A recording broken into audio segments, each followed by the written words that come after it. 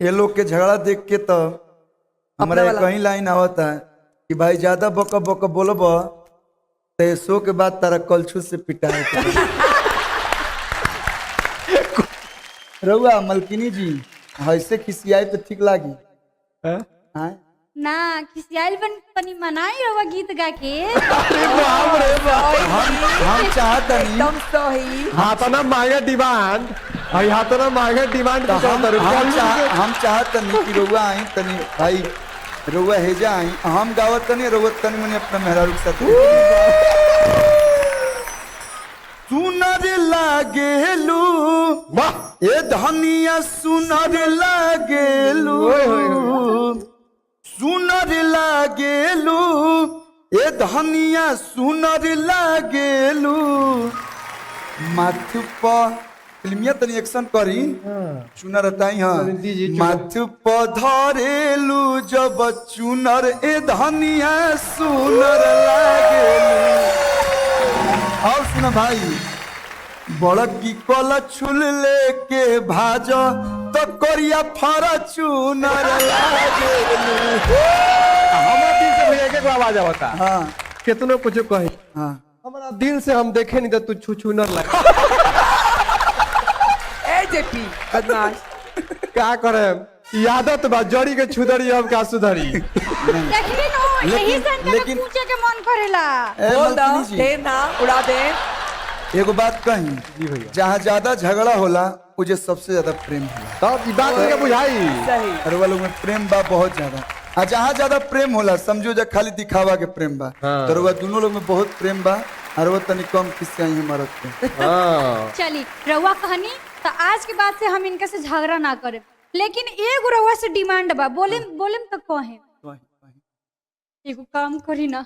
हमरा बड़ा हीरोइन बने के मन करता रउआ अपना गाना में एगो काम करा ली ना हमरा से ए तनी दूरे रह ना। यहाँ कले कोनो ऐसा मशीन बा के हेने से चुरैल डाला हेने से हीरोइन निकली हां देखो तनी कल्लू जी ई आदमी आज तक ले अपना जीवन में ना कुछ कैले बारे और ना ही हमरे के कुछ करे दी है अरे देखा पहले जौन करत लू जाके देखो किचन में सब्जी जर गए करे तारी जौन करिए बड़ू तो देखो कर हीरोइन बनी है ठीक है सारा घर में हम ये पर आइले बा जान तनी कल्लू जी हमरा ये जीवन में कहियो हीरोइन बने के लिखले नहीं थे हमार सपना तो सपने रह जाई सब्जी चला ना तो ये जीवन में नहीं लिखल तो अगला जन्म में आदमी तो भोग तब नहीं अगले जन्म तो हाथ चार गोड़ी जर बा कौन अगुआ तार बियाह करेले रहे हैं? इनकरे मौसा रहस पहले अगुआ के धर धरी आए हैसे आवत या बुझावा एगो हम गाना गोले रही ऐसे खिसिया मेरा रूप हां कि गजबे डरामा कोइले आ गजबे डरामा कोइले बाड़ू मलकिनी हो अरे की दाली में नीमक डललू दाली में नीमक डललू आ सब्जी में चीनी हो दाली में तो ऐसा तू मेहराब के जाए दो बियाह हो गइल बा अब जीवन निभावे के बा इनका साथ निभा लो अरे वाह कल्लू जी। हेलो हैं? हाँ के 15 रुपया ओकरा के देवे के बा हाँ 15 रुपया दे दे हाँ हम आवत तनी जेपी भाई के यहाँ से हाँ आ कहिए 5 रुपया के खैनी ले ली हां कहां अरे माई आई बाप अरे कल्लू जी प्रणाम प्रणाम प्रणाम प्रणाम अरे बाप रे बाप अरे राम राम राम अरे ई बताव ये हम तो आए नहीं बाबू तोरा की यहाँ हां है आई कल्लू जी के देखत नहीं दिया जी है आयल बने जेपी भाई के हैं बे मारा तो हमरा का पता रहा हमरा पता रही तो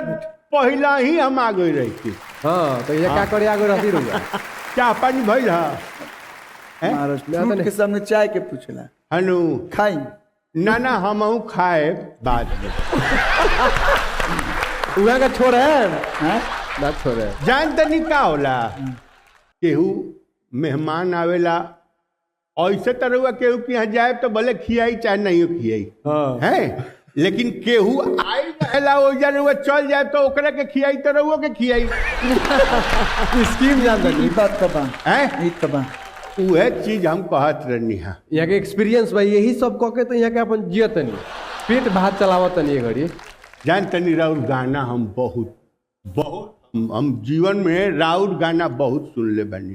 सब लोग के सुन ले बनी, लेकिन रउओ गाना बहुत सुन ले बनी। झूठे हैं? राउर गाना सुन ले बनी। सुनाइएगा तो